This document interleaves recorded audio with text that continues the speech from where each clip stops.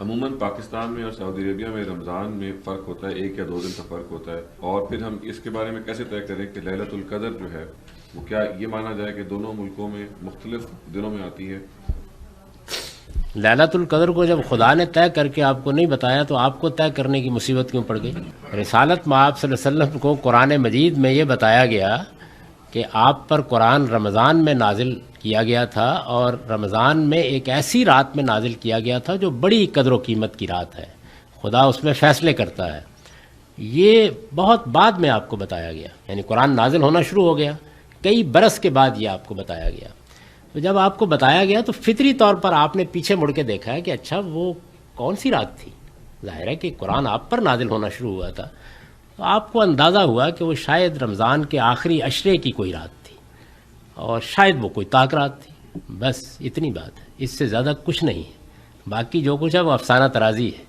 اتنی بات ہے، یعنی رسالت مآب صلی اللہ علیہ وسلم نے یہ خیال کر کے کہ میرے اوپر قرآن کا نزول یاد کیا کب ہوا تھا، کون سی رات تھی۔ آپ کو بالکل متعین طور پر یاد نہیں آیا، جب کوئی واقعہ ہوتا ہے تو بعض اوقات ہم بھول جاتے ہیں، تو آپ کو بھی یاد نہیں آیا، آپ نے اندازہ کیا۔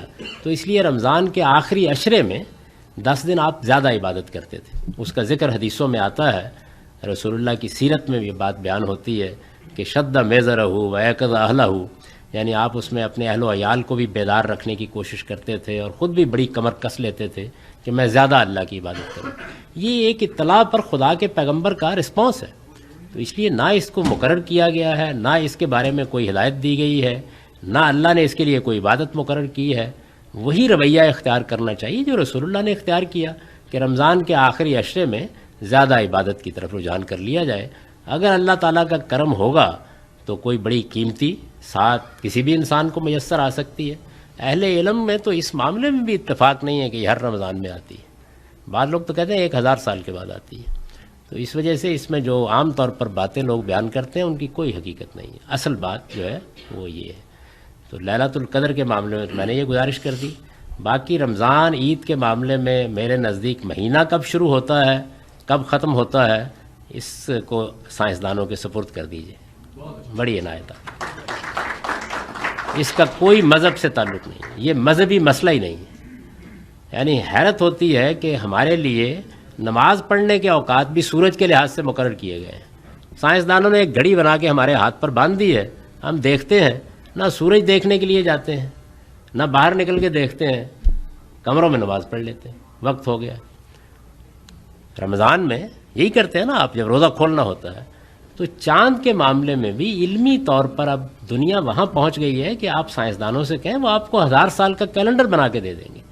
اس کا مولویوں کے ساتھ، مذہبی لوگوں کے ساتھ، علماء کے ساتھ کوئی تعلق نہیں ہے، یہ ان کے کرنے کا کام ہی نہیں ہے۔ صرف میں تو بارہا یہ کہتا رہا ہوں، میں نے آپ کو بھی سنا دیتا ہوں، اور جگہوں پر بھی یہ واقعہ سنایا ہے کہ غلام اسحاق صاحب جب پاکستان کے صدر تھے تو انہوں نے مجھے رویت ہلال کمیٹی میں نامزد کر کے خط لکھ دیا میرے نام۔ تو میں نے کوئی 2 دن کے وقفے سے ان کو جواب دیا کہ 2 دن میں نے بہت غور کیا، جناب صدر آپ کا بہت شکریہ عزت افزائی کا، مجھے اپنے اندر کوئی صلاحیت چاند دیکھنے کی نظر نہیں ہے، اس لیے میں مان رہا ہوں یہ سائنسدانوں کا مسئلہ ہے۔ میں آپ سے ایک سوال کرتا ہوں، مجھے یہ بتائیے کہ اگر 30 روزے پورے ہو جائیں اس کے بعد آپ چاند دیکھتے ہیں؟ کیوں نہیں دیکھتے؟ وجہ کیا ہے؟ علمی طور پر یہ ثابت ہے کہ قمری مہینہ 30 سے زیادہ کا نہیں ہو سکتا۔ یہی چیز 29 کے بارے میں سائنسدان کر چکے ہیں، وہ آپ کو بالکل متعین طور پر بتا سکتے ہیں کہ چاند کی پیدائش کس وقت ہوئی کس وقت نہیں ہوئی۔ اس کے لحاظ سے کیلنڈر بنوائیے ان سے، اور اطمینان کے ساتھ سے عید بھی کیجیے اور رمضان بھی شروع کیجیے۔ سائنسدانوں کے سپرد کر دیں اس معاملے کو، علماء سے چھین کر، دست بستہ چھینیے گا، کوئی زبردستی نہ کیجیے گا، سائنسدانوں کے حوالے کر دیں تاکہ امن قائم ہو اور وہ صورتحال پیدا نہ ہو کہ بہن کی آج عید ہے اور بھائی کا آج روزہ ہے۔